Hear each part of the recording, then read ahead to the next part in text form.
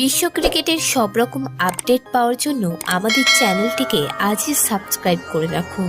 প্রথম ম্যাচে ব্যাটিং ব্যর্থতায় হারতে হয়েছিল ভারতকে, তাই দ্বিতীয় ম্যাচে পেসারের বদলে একজন অতিরিক্ত ব্যাটসম্যান খেলায় ভারত। শুভমন গিল আউট হওয়ার পরেই মনে হয়েছিল আগের দিনের মতো আবার হাল হবে না, তো সেটা হতে দিলেন না অভিষেক ও ঋতুরাজ।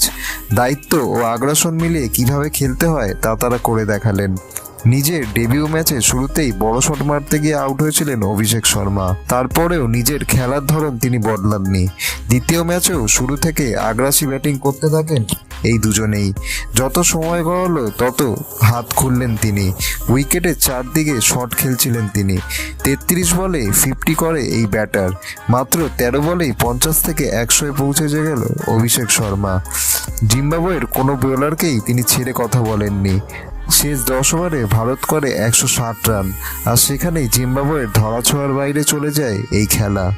ভিডিওটি ভালো লেগে থাকলে বাংলার ক্রিকেট চ্যানেলটিকে অবশ্যই সাবস্ক্রাইব করে দিন।